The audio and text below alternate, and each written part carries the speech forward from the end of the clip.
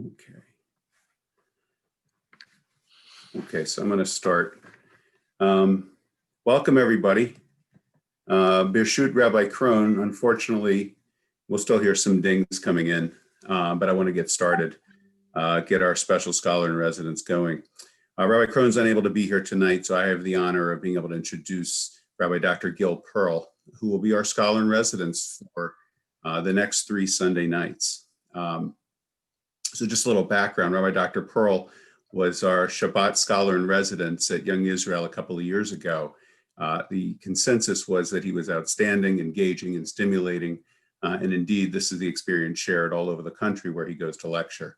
We always knew we would tap him for a sequel. And I want to give credit and kudos to Shlomo Yaros for making this event happen. On behalf of Young Israel of Teaneck, I'd like to thank the following sponsors: Shani and Jor Barber, Sivan and Neil Greenspan, Janet and Leor Hode, Michelle and Bensi Jaffe, Leor and Daniel Lowe, Jill and Dove Solomon, and Rochelle and Shlomo Yaros. Just a couple of words. Prior to 9 months ago, in our increasingly overbooked and hectic day-to-day lives, it might have been easier to lose track of historical context in both the world as well as Jewish history. Tonight, we're proud to present one of the finest scholars and most dynamic speakers to hold the historical flashlight for us at a time of pandemic and certainly hyperpolarization, and serve as our guide for the next 3 weeks through the American Jewish denominational landscape. So tonight is the first of a 3-part series called The Making of Modern Jewish History. Tonight's lecture is The Rise of Reform. Week 2, next Sunday night, will be The Emergence of Ultra-Orthodoxy. And week 3 will be Neo-Orthodoxy and the Legacy of Rav Hirsch. Please post your questions in the chat box. I just want to go over his CV. CV is quite extensive, but I'm going to give you the salient points. Rabbi Dr. Perl is head of school at Kohelet Yeshiva, which is a modern Orthodox K-12 yeshiva day school in Marion Station, Pennsylvania. He earned a bachelor's at Penn, master's and PhD from Harvard, did a smicha at RIETS, Yeshiva University. He was twice awarded Harvard Certificate of Distinction in Teaching. He was named Lillian F. and William Z. Silver Professor of the Year as an instructor in modern Jewish history at Yeshiva University. I also want to add, on a personal level, this is really a special honor for me. We were both campers together at Camp Morashah over 30 years ago, although I don't think we referred to you as Rabbi Doctor then. Sure hope not. Certainly. But without any further delay, and I think the pops are stopping right at this point, or at least tapering off a little bit, the Young Israel of Teaneck is honored to present Rabbi Dr. Gil Perl. Thank you, Daniel. Thank you, Shlomo. Thank you to all of the sponsors for this evening. It feels like home when I come back to the Young Israel, and even doing it in this virtual way, there's a certain warmth that comes across, and so it's a pleasure to be back with you guys again. It's interesting that this gives us the capacity to kind of bring other people together from other places as well, and really broaden our reach to come together and to study together a little bit for these next couple of evenings. So thank you. It's great to be here. As Daniel said, the goal for the next 3 weeks is to tell the story of not so much of modern Jewish history, but of modern Judaism.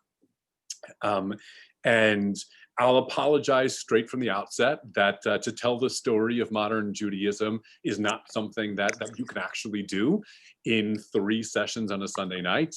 And so the story we're going to tell is obviously going to be an abbreviated one, and we'll have to cut and pick and choose as we go through.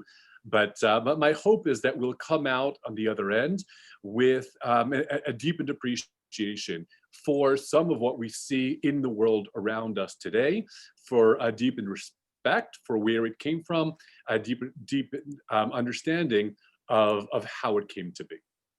And so, as Daniel said, our goal for this evening is to talk about the rise of the Reform movement. But before we do, let's give a little bit of context as to where it is our story is going to take place over the next 3 weeks. What is the setting? Um, the story really takes place in what we might call the crucible of the 19th century, and 19th century, not here in the United States, but 19th century in Western and Central Europe. That's really where the origins of so much of what we know today as contemporary Judaism is born. Obviously, it takes on its own flavor as it continues to develop into the 20th and now the 21st century. But it's really in the course of the 19th century, and particularly in this range from 1818 to 1885, that this story emerges. And if you look on the left-hand side of your screen, you'll see a timeline that's color-coded. And you need not commit this to memory at the moment. I'll be testing on you on it later, but for right now, what I want you to notice is the different colors that emerge as you make your way, right? From the first color up here in the top, 1790 and 1817, up here until you get all the way down to the bottom over here and 1885. And I want you to notice the different colors, because the different colors are the different pieces of the story that we're going to be telling in each of these 3 weeks. The green is going to be the story of the rise of reform that we're going to tell tonight. The red is going to be the story of the emergence of ultra-Orthodoxy, which we're going to tell next week. And the blue is the story of neo-Orthodoxy and the legacy of Rav Hirsch, which we're going to be telling 2 weeks from now. But I bring it to your attention now because I want you to see visually how these stories intertwine with each other. This is not a chronological story. It's not one that happens followed by the next afterwards, but it's a series of actions and reactions, right? Things which emerge and responses to that which emerge, which happen simultaneously and weave in and out of these decades through the middle of the 19th century. So I'm going to separate it for the purposes of clarity, for the purposes of coherence, to sort of tell each story in and of itself. But it's important to know and to recognize that that's not actually the way it occurs. That with each step along the way and each successive chapter in each of these stories comes a corresponding story, right? A corresponding chapter in one of the other stories. So for today, though, again, our focus is on the rise of the reform movement, which really requires that we do take a step back prior to the early 19th century and understand how Western European Jewry got to where they were at the very beginning of the 19th century. Give me 1 second. Okay. So the first thing we need to talk about is what Western Europe looks like in the beginning of the 19th century, and specifically what it looks like if you were a Jew, and a Jew who has lived through much of the 18th century in Western Europe and is now seeing the end of that century churning the tide into the dawn of the 19th century.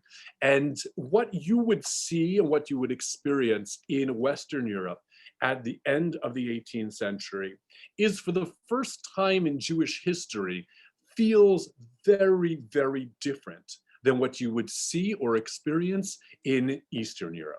For many, many years, and this is borne out in one of the easiest ways to see this is the way in which Eastern Europe, or rabbis, up until the late 18th century, would actually would take positions in Western Europe, move back to Eastern Europe, move back to Western Europe.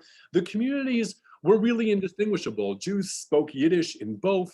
Right? The cultures were not all that different between the two. They were traditional Jews, right? And there were those who were more observant, perhaps less observant, but you had those in all communities on all sides of Europe. By the time you get to the end of the 18th century, though, things are feeling very different in Western Europe.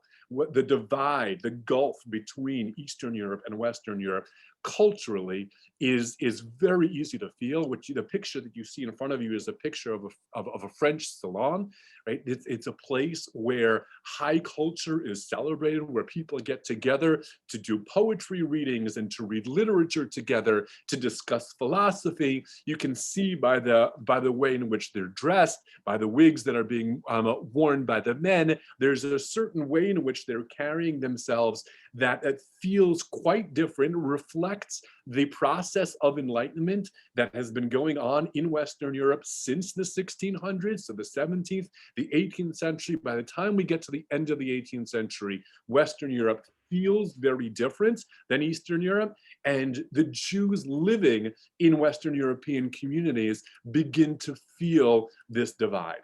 Perhaps one of the best illustrations of this comes from the autobiography of a man named Solomon Maimon. Solomon Maimon was an Eastern European Jew who is one of the few who makes his way from Eastern Europe over to Western Europe and then leaves us a written record of what it felt like to be an Eastern European Jew now in the throes of Western culture. And by the time we pick up in this passage, he's been in Western Europe now for some time. He left his wife, he left his children, comes to Western Europe, embraces the culture that he finds there, and truly throws off the yoke of religion and religious practice that he felt shackled by in Eastern Europe. And here in this description, this is a description of his wife and son who will come after him to try to get him to come back to Poland where he came from. And you hear in his description how large the chasm has grown between what he and the culture that he is immersing himself in Western Europe, happens to be in Germany in this case, right, versus the culture he associates with the place he came from, where his wife and his child are coming from. So he writes as follows: "Meanwhile, my wife and eldest son arrived from Poland, a woman of rude education and manners, but of great good sense and the courage of an Amazon. She demanded that I should at once return home with her, not seeing the impossibility of what she required. I had now lived some years in Germany, had happily emancipated myself from the fetters of superstition and religious prejudice, had abandoned the rude manner of life in which I had been brought up, and extended my knowledge in many directions. I could not therefore return to my former barbarous and miserable condition, deprive myself of all the advantages I had gained, and expose myself to rabbinical rage at the slightest deviation from the ceremonial law or the utterance of a liberal opinion. I represented to her that this could not be done at once, that I should require first of all to make my situation known to my friends here as well as in Berlin, and solicit from them the assistance of 200 or 300 thalers, so that I might be able to live in Poland independent of my religious associates. But she would listen to nothing of all of this, and declared her resolution to obtain a divorce if I would not go with her immediately. Here, therefore, it was for me to choose the less of two evils, and I consented to the divorce." Now, obviously, Solomon Maimon does not represent your typical or average Eastern European Jew, right? But he does begin to give you a sense as to how different the culture felt in Western Europe compared to what it felt like in Eastern Europe at the end of the 18th century.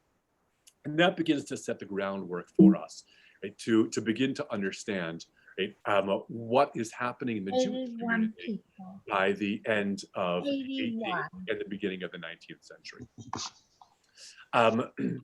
This process of enlightenment, which begins as an intellectual and cultural movement in the 17th and the 18th century, it really begins to get its most dramatic political realization in the French Revolution of 1789 to 1799. It was a revolution that had at its core the basic ideas of personal freedom, of rising up against the bourgeoisie, right? About independence, about a streak of intellectualism that was at the core of what it meant to be in enlightened Western Europe. And obviously all that broke out, right, in the French Revolution of the late 18th century. So it's critical to mention, because what happens immediately afterwards, after the breakout of the French Revolution, immediately impacts the world of Jews and the question, right, the question of what to do with Jews in Western Europe, which was a question that countries or republics began asking of themselves, and something quite honestly, as we'll see, Jews began asking of themselves as well. So just a month after the storming of the Bastille, right, there is the Declaration of the Rights of Man. That is the new French revolutionary government gets together and makes these statements, these proclamations that are going to be at the core of what it means to be French, right, in this new republic, this new time, this new enlightened time post-French Revolution. And here are two of the articles of the Declarations of the Rights of Man. The first says that men are born and remain free and equal in rights. Social distinctions can be founded only on the common good. Article 10 says no one may be disturbed for his opinions, even religious ones, provided that their manifestation does not trouble the public order established by the law. For the first time in Europe, the ideas of freedom, the ideas of personal liberty, religious liberty, are being given expression in legal documents, in law. And this then raises the question amongst the French enlightened themselves as to where and how Jews fit into this story. Now, that might seem strange to you because, after all, Jews are men, like all other men. If men are born and remain free and equal in rights, what's the question about how this applies to Jews or where Jews fit in? They should be clearly covered under this first article. If no one may be disturbed for his opinions, even religious ones, then certainly Jews ought to be included in that statement. And yet the reality was a little different. The reality was that it was not so obvious to those in France or anywhere else in Europe that Jews actually would fall under these declarations of the rights of man. Because if you look at the title one more time, you'll see that it's the Declaration of the Rights of Man and of the citizen. And that's where the questions begin to rise about Jews. Could Jews actually be citizens of a Western free republic? Right? Perhaps they couldn't. Perhaps Jews had allegiances to other nationalities, to another nation state. Jews, after all, get up 3 times a day and pray to be in a different country. Right? Jews, after all, if the key to being a citizen is to be productive and to give to your city or to your state, well, Jews have all these days over the course of their calendar which they can't be productive at all. If being a citizen is about leveling the playing field for all people, where all people are the same, well, Jews keep to themselves. They eat by themselves. They socialize with themselves. The question of whether a Jew could actually be a citizen of a Western enlightened country was not a simple one. And in fact, it gets taken up on the floor of the French revolutionary government. And in this famous speech by Count Clermont-Tonnet, he addresses the issue directly on December 23rd, 1789. And he says as follows in the speech that he gives. He says, "But they say to me, the Jews have their own judges and laws. I respond, that is your fault, and you should not allow it. That is, people are arguing, how can you call a Jew a citizen of France if a Jew goes to a Beis Din, if a Jew is a follower of halacha rather than of French law? How could it be that you could give those people the rights of a French citizen if they don't behave and act like all French citizens?" So says Count Clermont-Tonnet, well, they may have their own judges and laws, but that's your fault, and you shouldn't allow it. We must refuse, sorry about that. We must refuse, how did I lose it? Everything to the Jews as a nation and accord everything to Jews as individuals. We must withdraw recognition from their judges. They should only have our judges. We must refuse legal protection to the maintenance of their so-called laws of their Judaic organization. They should not be allowed to form in the state either a political body or an order. They must be citizens individually. But some will say to me, they do not want to be citizens. Well then, if they do not want to be citizens, they should say so, and then we should banish them. It is repugnant to have in the state an association of non-citizens, a nation within the nation. In short, sirs, the presumed status of every man resident in a country is to be a citizen. So this is a defender of Jewish rights, arguing that, of course, the only way we could make a Jew a citizen of this new republic, of this new enlightened republic, is to take away things like Batei Din and their allegiance to halacha, right? And all the things that make them different. Do that, and then we can, in fact, welcome them in as citizens like everybody else of the enlightened state. And so Jews living at this time at the turn of the 20th century are caught between these two strains. This strain on the one hand of it's an time of extreme excitement, of opportunity that's has never been seen before, since the exile, right? There's never been a time where Jews were truly treated like everybody else. A secular state, it just hasn't existed in Europe up until this point. So there's this opportunity for freedom, an opportunity to be involved in the state that they had never seen, but at the same time, it was clearly coming with certain conditions, that they had to give up some of the things that they had cherished, some of the things that had made them who they are, in order, right, that was the price ultimately that it seemed to be they'd have to pay for freedoms. Now, if you know the story of the French Revolution, so you know that it isn't really a— Can I ask you something? Is there a way to download the stuff you have on screen? I can share it. I will share it with— it doesn't help me enough. Can I download it? Right now, no. Okay, thank you. Okay. But again, I'll be happy to share it afterwards. So the question was, right? The French Revolution, we know was a mess, right? The French Revolution didn't immediately result in this idyllic state that had been imagined. Right? Instead, it took quite some time to get there, and it really wasn't until the emergence of Napoleon, right, at the turn of the 19th century that the ideals of the Enlightenment begin to really take hold. And it's kind of ironic because Napoleon, as we know, was a dictator. He was what he called an enlightened absolutist, an enlightened dictator. But it took a dictator to come and bring the ideas of freedoms, right, and rights and the rights of man to the actual populace. So that raises a whole nother new set of opportunities for Jews of the West, because all of a sudden, the ideas that really had been percolating in France itself now are taken by Napoleon. As we all know, Napoleon is not satisfied, right, with ruling over France. Instead, he wants to rule the world.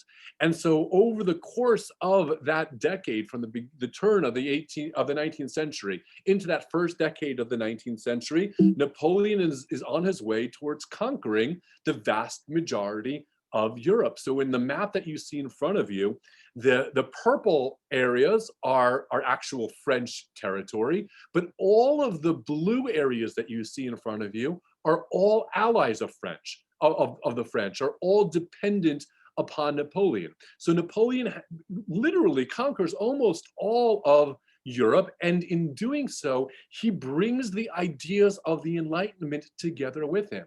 So now, for the first time, it's not only Jews of France who have this opportunity to actually fully integrate into society around them, with the provisions that they have to become a full-fledged citizen. But now that's true in Spain, and it's true in Germany and what was Prussia, right, up through the areas around Warsaw. All of these areas now, for the first time, are being extended many of the privileges and the rights of Napoleon, right, that stem from this period of enlightenment.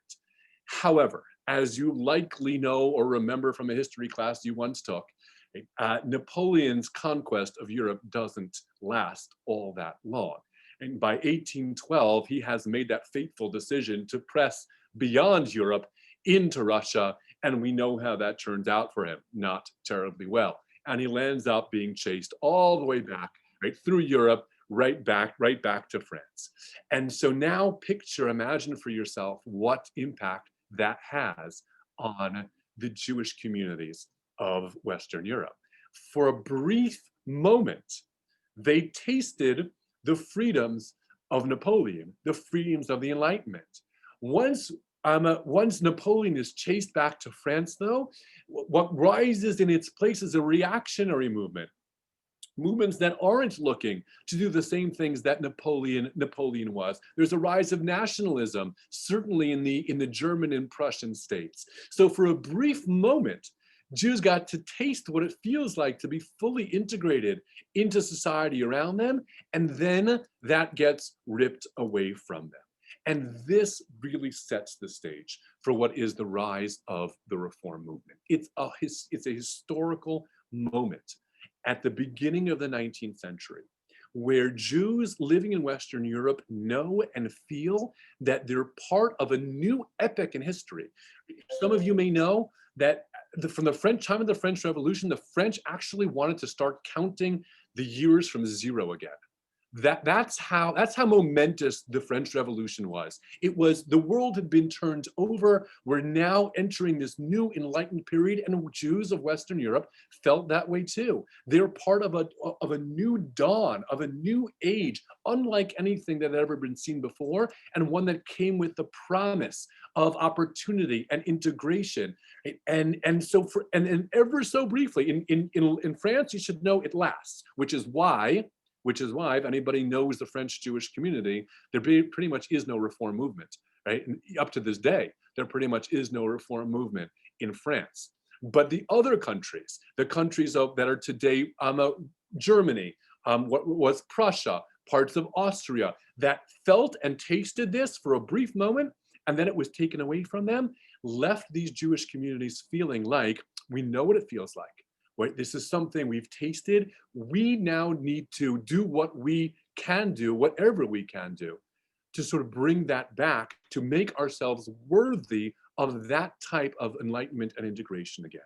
And so the process of reform really begins in these areas that you see that are blue here on your map, not Spain, but the areas called the Confederation of the Rhine here, the Kingdom of Prussia. This is really where we begin to see the emergence of a reform movement in the aftermath of the fall of Napoleon, after having tasted a bit of modernity, a bit of freedom, and then having lost it. It leaves many Jews in the lurch, looking, searching for something that they know has to be different. Nobody wants to go back to the world prior to the French Revolution. Nobody wants to go back to a world that looks like Eastern Europe, that feels so culturally different.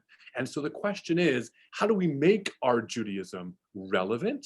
How do we make ourselves relevant to non-Jews? And this begins the process of reform, which begins with a stage that we refer to as the stage of aesthetic reforms.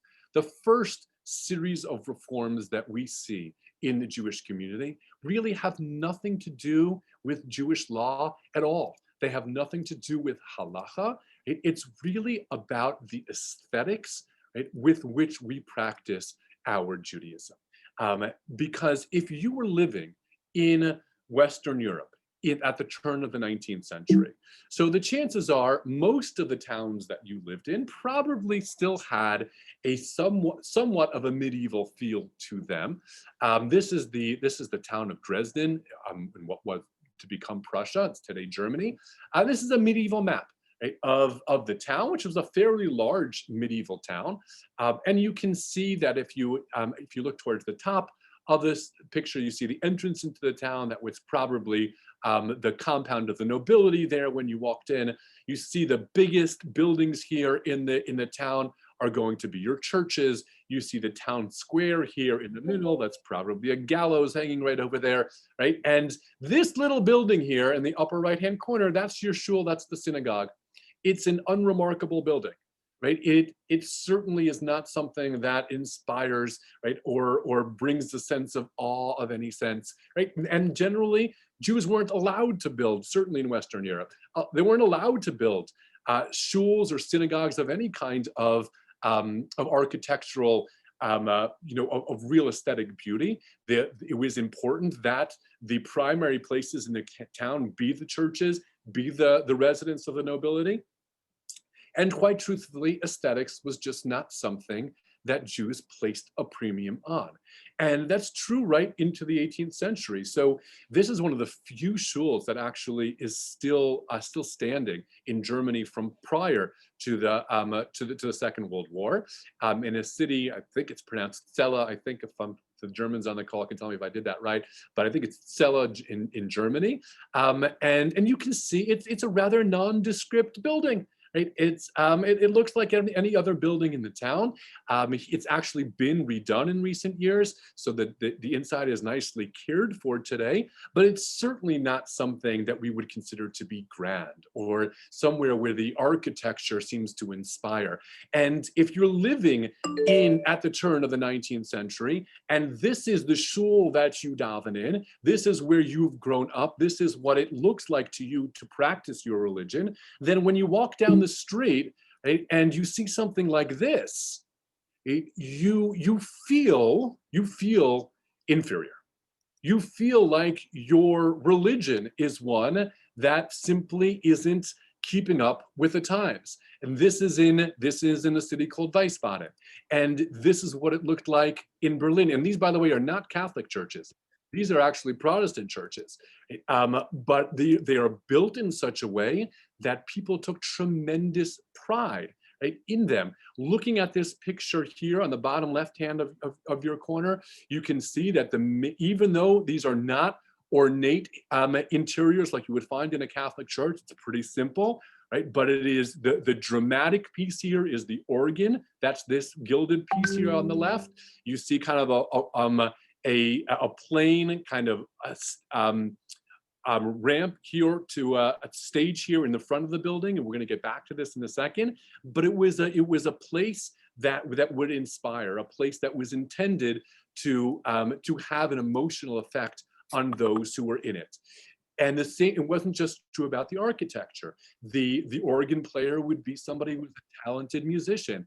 There would be a ceremony, and there would be an appropriate dress. There would be a choir. These were places that were your focal point of high culture, right, in Western Europe at the time. And that compared to where a Jew was going to participate in their religion felt very, very different. And so for these Jews living in this new era, the first thing they wanted to do was to improve the aesthetics of their religion, to be in a place that would be inspiring, to hear a sermon that would elevate them, that would be philosophical, that would speak to their intellect. Rabbis, and some I've heard people say they want to go back to these times, but rabbis then didn't speak every Shabbos, right? Rabbis spoke twice a year. They spoke between Rosh Hashanah and Yom Kippur, right? And they spoke before Pesach. And they would give a drasha, they'd give a Shabbos Shuvah drasha, right? And it would be in Yiddish. That's what a rabbi did. A rabbi wasn't trained in the art of rhetoric like a Protestant priest was. A rabbi didn't wear the garb of a priest like a Protestant priest did, and they certainly didn't come to shuls that looked anything like these structures did. And so therefore it's not surprising that the first place where we see Jews really trying to make a difference and trying to change what they have done up until this point is around the aesthetics of their shuls, around the buildings in which they daven, and what happens inside of them. So the picture that you see in front of you, this is from one of the first shuls along this line. This is a shul in a German city of Seesen. The building to your left, that was the school building run by a man by the name of Isaac Jacobson, a rather progressive kind of school that was teaching young Jews general studies and Judaic studies, and they felt like they wanted to have a synagogue that was similarly progressive, again, not in a halachic sense, but in an aesthetic sense. And so this is the synagogue that they built, and I'm going to read for you from a description of the dedication ceremony that took place in this synagogue, and you'll begin to hear and to feel how important the aesthetics of this were to the people who had gathered there. So the dedication ceremony was described as follows in 1810. In solemn silence, the long procession went from the auditorium of the school, that's this building on the left, into the halls, through the doors, into the street, and again through the doors of another house, and through this house into the courts to the temple. Special admissions card had been printed for this festival in order to preserve order, and they had been distributed amongst all the participants in the procession. You can tell they were good yekas. Right? After the procession had entered into the temple proper, there came from the organ loft lovely music by 60 to 70 musicians and singers. And this put all hearts into the most solemn mood. And I'll make sure we understand this was not on Shabbos, right? But they brought musicians in to play the organ.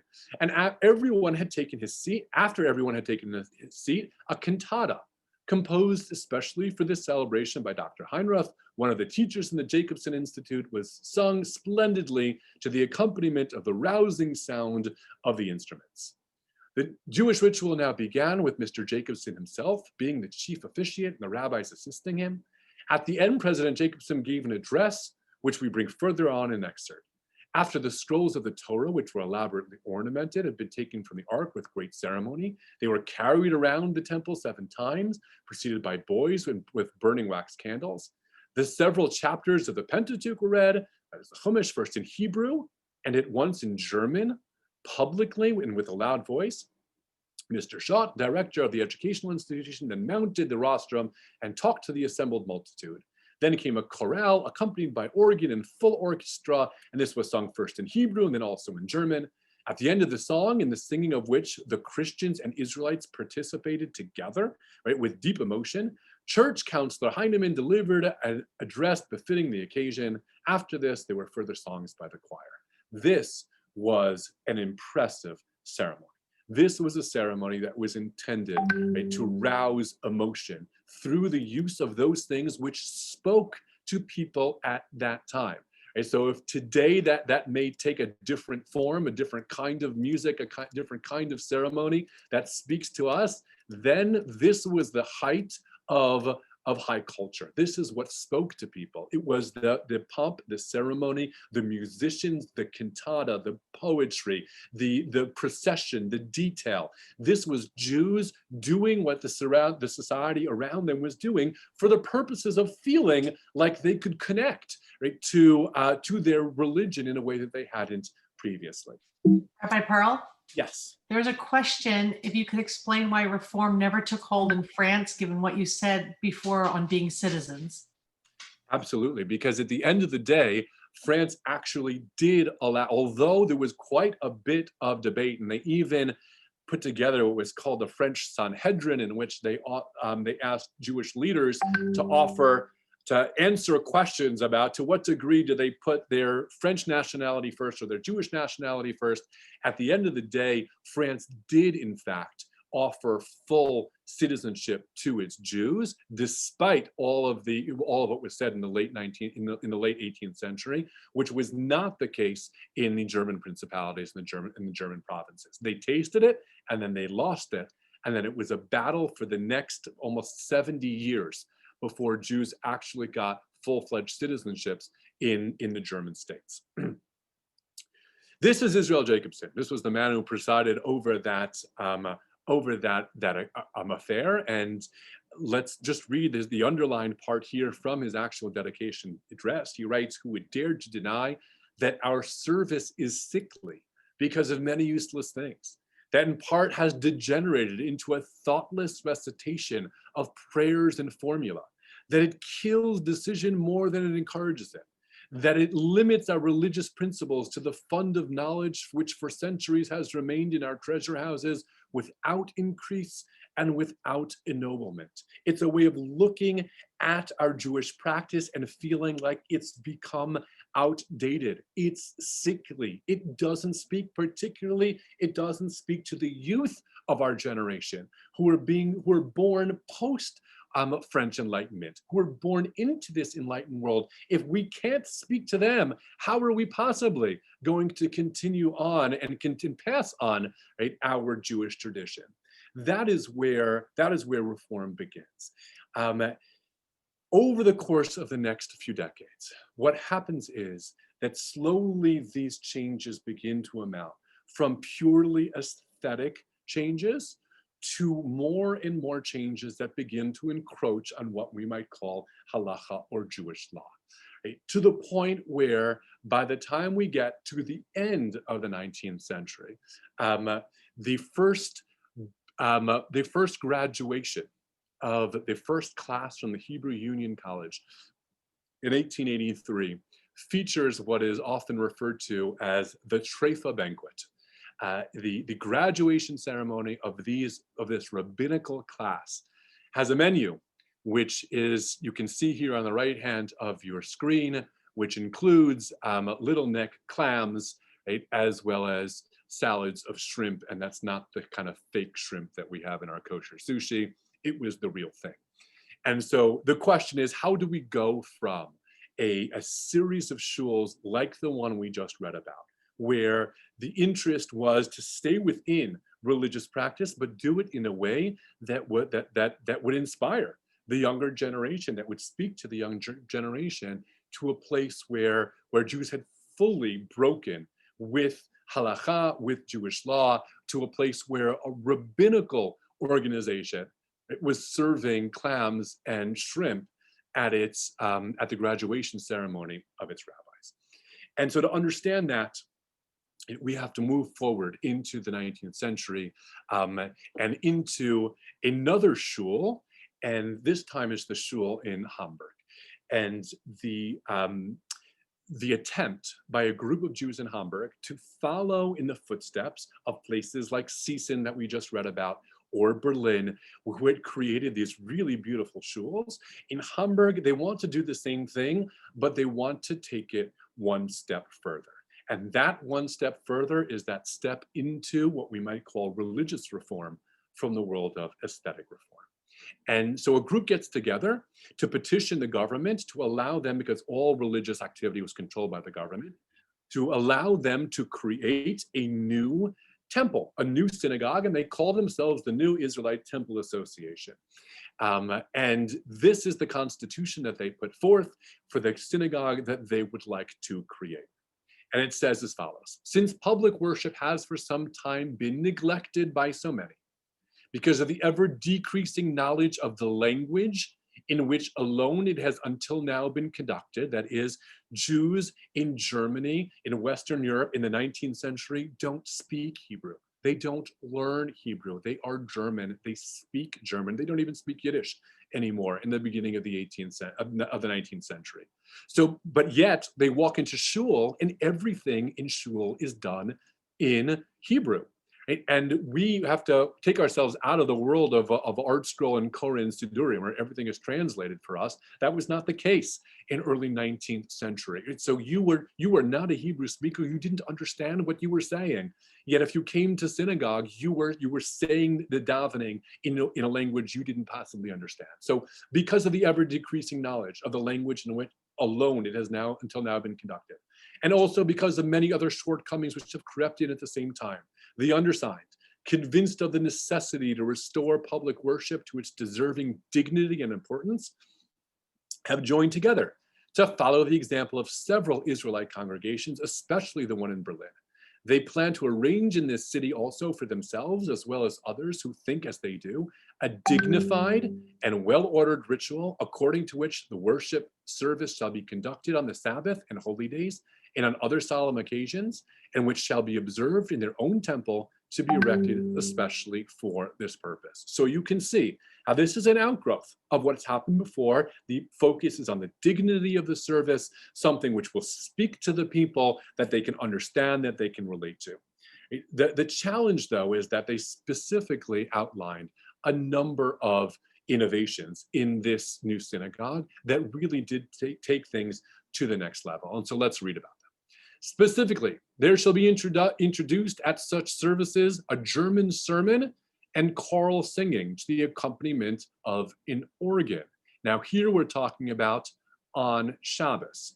Now, to be clear, this organ was going to be played by a non-Jew.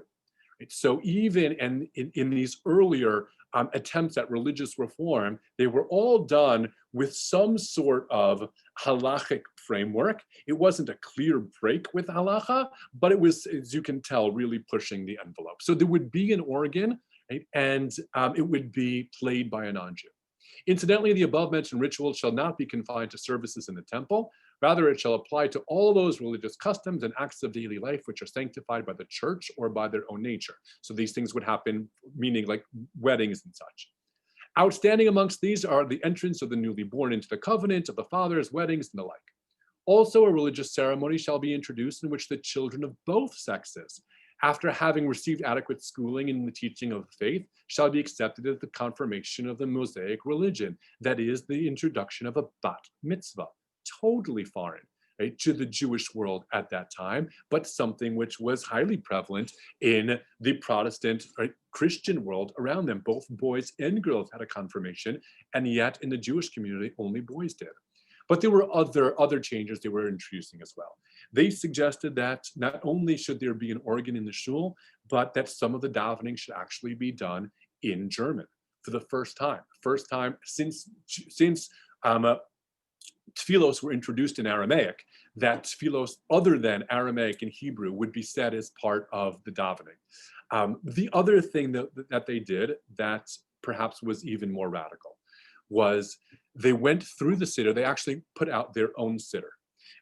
And in doing so, they tried to take out all references to a return to the land of Israel. Now, why did they do that? Well, it goes back to, right, to the story we told just a minute ago.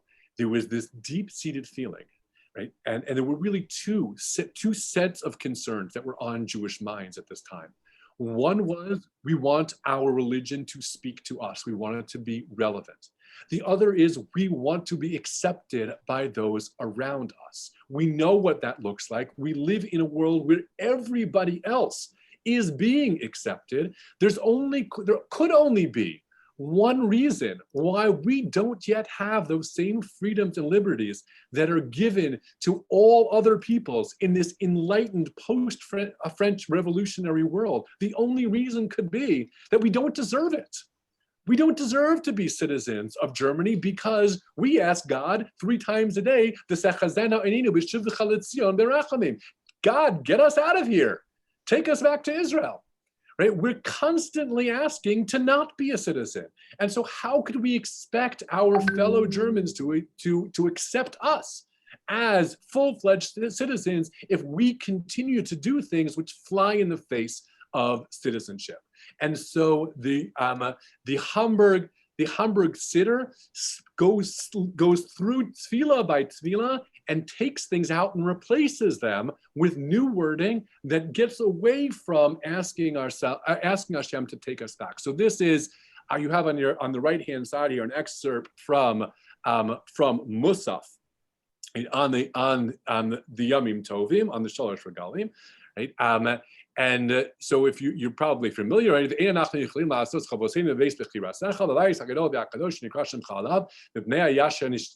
We say, right? Here are some of what do we say afterwards? Anybody want to jump in there?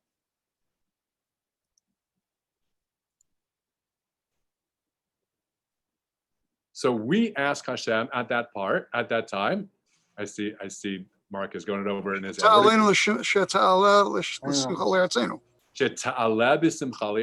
Right? That we should go up to our land. Right? Well, that gets cut out of the Hamburg Siddur, because how could you expect to be a citizen if you're asking, right, to leave, to emigrate? So instead it says,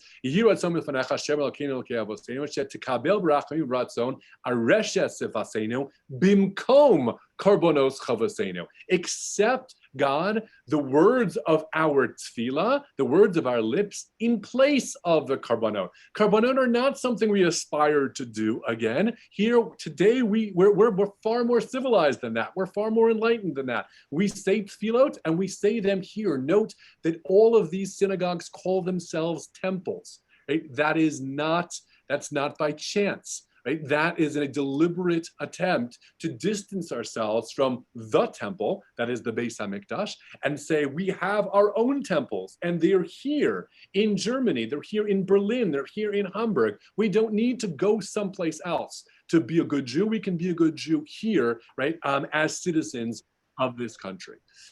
So the 3 things that we begin to see in the Hamburg the Hamburg Temple is a change of the liturgy to start saying some things in German. We see a change of the liturgy to take out references to a return to Israel.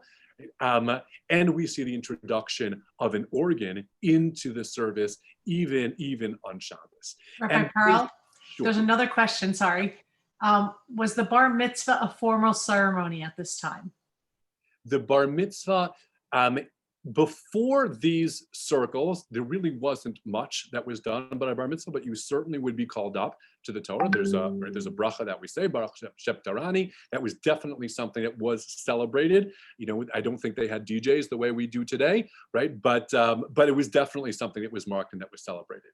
But for girls, there was absolutely nothing until it was introduced in these circles amongst the early reformers. And obviously this, as we'll talk about in our third series, there were pieces of this which will get adopted by even the Orthodox community in Western Europe. So if you're familiar, if a choir in a shul doesn't surprise you, right? It's because the German Orthodox borrowed it from these early communities, but it really didn't exist prior to that point. Okay. Immediately after, the Hamburg Temple comes out with this with this proclamation that this is what they wanted to do. It sets off a storm within the Jewish community, which is going to be our story for next time. The responses to the Hamburg Temple controversy really galvanize the what will become known as the Orthodox community, both in Western Europe, but also, or primarily even in Central Europe, centering around somebody named Rabbi Moshe Sofer, the Chassam Sofer, who will be called in as hired help, as expert witnesses, actually for the government of Hamburg, to argue that what this group of Jews were trying to do is not Jewish, that it goes against the basic tenets of Jewish religion. But when it comes to these communities themselves, the Hamburg Temple is just the beginning, because in 1819, a series of riots break out throughout Western Europe, into Denmark, and they're called the Hep Hep riots because in many places that was kind of the call as they were rioting.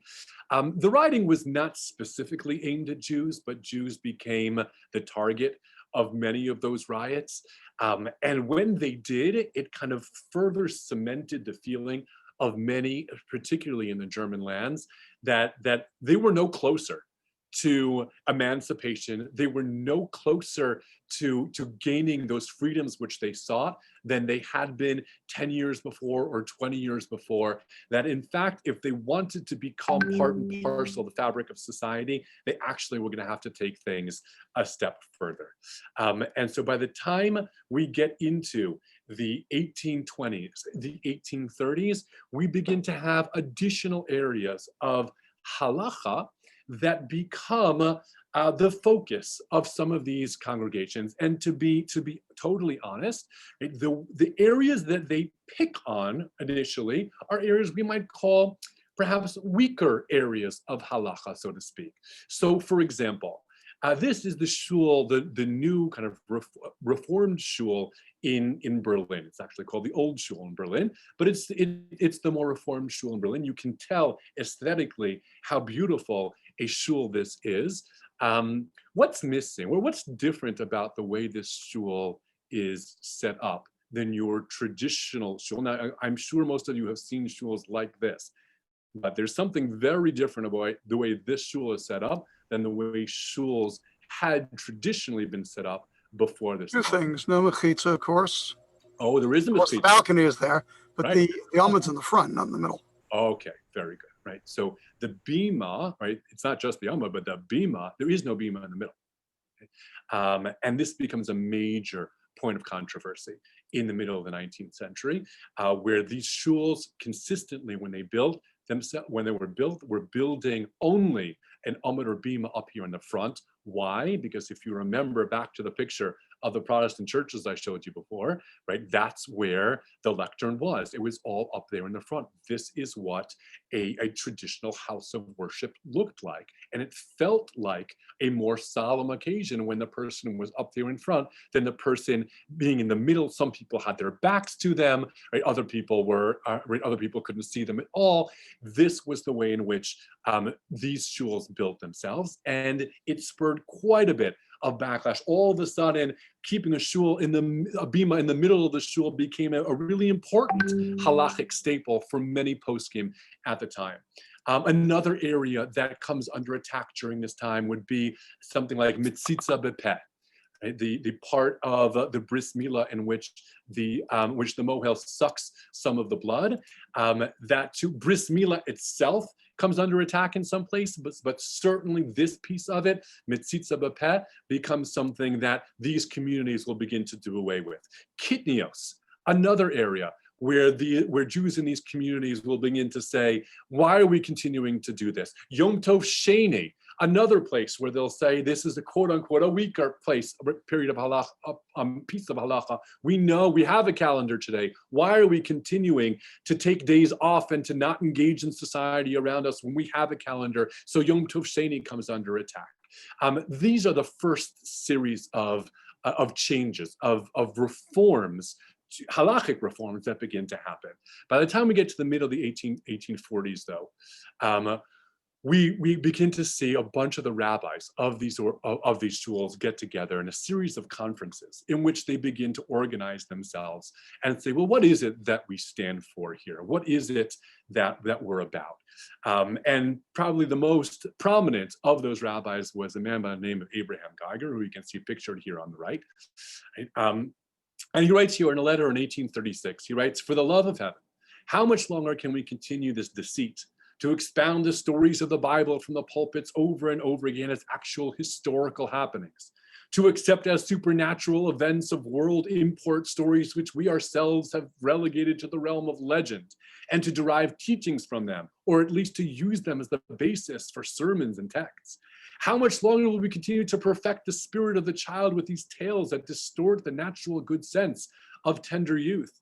But how can this be changed? By driving such falsehoods into a corner, of course, by clearly revealing this paradox both to ourselves and to others, by pursuing into their secret hiding places all those who could seek to evade the issue, and thus eventually helping to open a new world for us in its place." You begin to hear rabbis talking about more radical changes, about breaking with the past, about how Gemara and our Midrashim are things that belong to the world of fable and the world of fiction. And we have this responsibility as enlightened Jews to help take them past that. But it's not just in terms of things like Agadita and Midrash, it's also with regard to halacha. Perhaps one of the most radical reformers of the time was a man by the name of David Einhorn, who writes, and in a resolution that was not accepted, but writes that there is no need anymore for an extended ceremonial law at all. He views religious law as something that belongs to a world of the past, right, and no longer is needed. If you just look at the top of the page, he writes that the concept of Messiah, of the Mashiach, is not something we need to believe in anymore. Again, Einhorn at the time in the 1840s is considered to be on the radical left, right? And he isn't accepted amongst the majority of rabbis of the time, of the Reform rabbis of the time, but you begin to get a sense for where this is headed. And at the very same time that these rabbis are meeting in Germany to begin to solidify the ideas around Reform Judaism in Germany, it begins to emerge on American soil as well. This is a picture of the inside of the Beth Elohim congregation in Charleston, South Carolina, which originated as a Spanish-Portuguese synagogue, traditional Spanish-Portuguese synagogue, but in 1841 becomes the first synagogue to adopt many of the things and the practices that would have been adopted in Germany at the time by these early Reform synagogues. It's in 1854, right, when Isaac Wise takes over as the rabbi in the B'nai Jeshurun congregation in Cincinnati, that really marks the emergence of the American Reform Judaism. Isaac Mayer Wise will prove to be the tower of Reform Judaism in the second half of the 19th century. You can see just by looking at him and looking at the way in which his hair, his beard, you can see that he holds himself quite differently than your traditional rabbis, certainly, or Eastern European rabbis did. And you can see this synagogue that was built by B'nai Jeshurun in Cincinnati in the 1863, I believe. You can see how it formed, right? How the aesthetics, right, are so clearly evident. This was a place that was built to inspire, right? A place that was built off of the early reforms in early 19th century, right?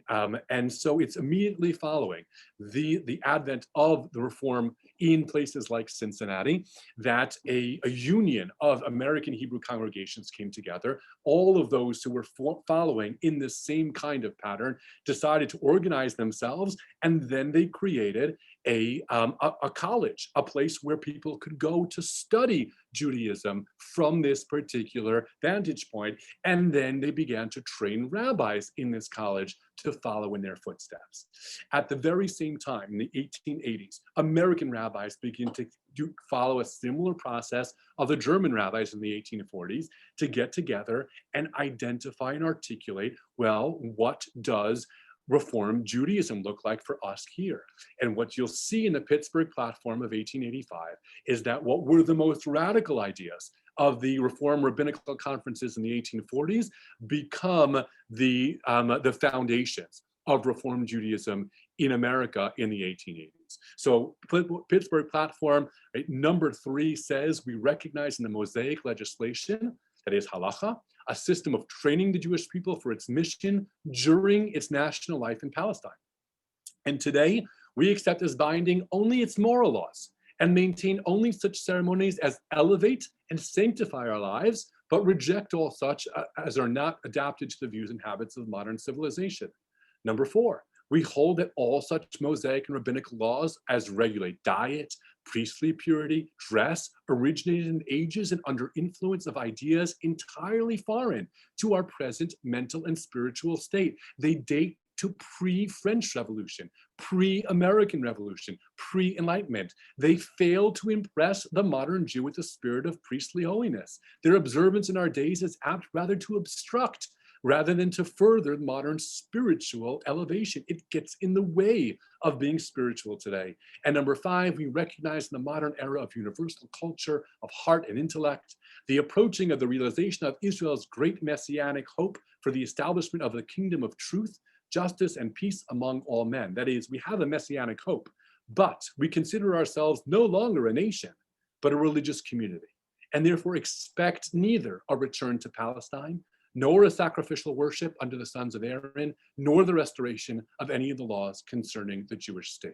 So you can see here how those early concerns with the aesthetics, with inspiring, with speaking to a new generation, get combined with those moves towards taking away or return to the land of Israel, that ideas that we can be citizens of the state we're in, combined with those ideas that we have to break from religion, from halacha, that it no longer is binding on us anymore, all come together in the Pittsburgh Platform of 1885, which of course ultimately explains why it is that when the first graduating class of the Hebrew Union College in 1883 comes to their graduation celebration, it's not by chance, it's actually deliberate, as a statement of ideology, a statement of where the reform movement is, that they have clams and they have shrimp on their menu, and of course at the very end they finish it off with a nice helping of ice cream. That is the story of how reform rises first in Europe and then here on the shores of the United States. It is of course countered or sets off a whole set of other responses, which ultimately lead to the emergence of ultra-Orthodoxy, and that's the story that we're going to tell next time. Thank you. There's another question. Yes. What was the level of Hebrew literacy in Germany at this time, and did it differ based on socioeconomic lines? Great question. The answer is Hebrew literacy was very, very weak. And no, it did not differ on along socioeconomic lines. Even in the upper the uppermost classes, most were not literate in Hebrew. In fact, already back in the 18th century, when Moses Mendelssohn writes his German translation to the Chumash, it was for that reason. It was because German Jews already couldn't understand what they were reading, right? And he felt like he needed to give them something that some way of continuing to connect to the Chumash, because it was being lost, and lost rather rapidly. Other Right. question? Two more questions. How then does the Reform movement become supportive of Herzl's Zionism? Oh, it does not. Early Reform is absolutely not Zionist at all. They're actually quite opposed to Herzl and early Zionism. It is not till much later that the American Reform movement will become, will begin to reconcile itself with the Zionist movement. Okay. If the Hep Hep riots proved to some German Jews that they had not gone far enough to assimilate and break from commitment to return to Israel, how did European reform respond to the Holocaust? Has there been somewhat of a return to tradition? Okay, really interesting question. So the history of European reform is an interesting one, because for all of its early origins on German soil, it doesn't really take off. And in fact, what we might call the counterattack that we're going to learn about next week is really actually quite successful. And so it doesn't really emerge with any great strength. There's something else that's referred to as neolog Judaism. So if any of you have taken tours of Central Europe, you may see like the famous, what I believe is the largest synagogue in Europe, which is in Budapest today, the Dohani Synagogue. Beautiful, beautiful shul. It's neolog. It's not Reform. It's not Neo-Orthodox. It's something else that was kind of unique to Europe at the time. But Reform Judaism doesn't last. By the time, well before the onset of the Holocaust, it simply it was already petering out in Germany, and it was flourishing here in the United States. So I don't think it has all that much of, what I can tell you is that in Europe today, it's very hard to find Reform Judaism of any sort. And what has reemerged on in European soil today has largely been Orthodox. But already by the Holocaust, the center of Reform Judaism was here in the United States and not in Europe. Rabbi, what were the forces that led to the decline of Jewish literacy in Germany? And over what period of time did that take? Okay, so remember the European Enlightenment takes a long time. The European Enlightenment begins in the beginning of the 17th century, right? So we're talking about, by the time we're talking about the advent of Reform, we're 200 years into this process of Western Enlightenment. A big piece of what leads to it is the fact that Jews in Western Europe are largely living in your larger cities, going through this process of industrialization. They're not living in the Städtlach of Eastern Europe for the most part. And so they're exposed to society around them, and they have to integrate with society around them. They have to be able to speak German, right? Because you won't be able to support yourself, unlike in the shtetl, right, where you could absolutely support yourself. You'd never become rich, but you'd be able to support yourself just by being able to speak Yiddish, right, and interact with the Jewish community. Although many shtetl did service the peasantry that would come in on Sundays for church, nonetheless, you didn't need to speak Russian, right, in order to be a blacksmith or to be to run a general store, right, in Eastern Europe. In Western Europe, Jews lived and serviced the larger cosmopolitan towns, and so you needed to be educated. You needed to be able to do math, and you needed to be able to speak German. And generally, you would attend a non-Jewish school, and so through that process, over time, when what you're hearing at home is German, what you're hearing in school is German, that's eventually what takes place. And again, it doesn't happen overnight, but it's over the course of almost 200 years that it becomes really hard to reconstitute, right, by the time we get to the end of the 18th century. How much of top-down Reform Judaism represent an attempt to prevent Jews from converting? Very little. We don't have, remember in Western Europe, beginning in the 18th century, beginning in the late 18th century with France, right, comes the creation of secular space, right? So it's pretty, people tend to know that Mendelssohn's kids, right, they converted, right, prior in the 18th century. So there, if you wanted to be part and parcel of the larger culture, so yes, you needed to convert. Even if you never became a religious Christian of any sort, if you wanted to go to university, you needed to convert. That was happening more and more in the 18th century. In the 19th century, it is true that that German universities still tended to preclude Jews from coming to them, although a number of them and the number of the rabbis who emerge actually are university trained, but you still don't have the same rights. You still don't have the same rights in court.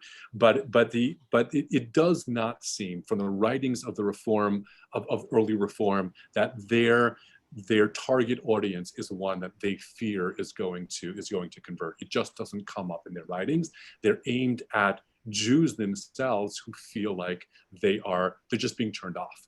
Right, that they're not relating to their Judaism, or feeling that they believe, right, that Judaism needs to progress past where it's been, and they need to be the architects of doing so. Rabbi Perl, we want to thank you for a fantastic, fascinating part one. We look forward to the sequel.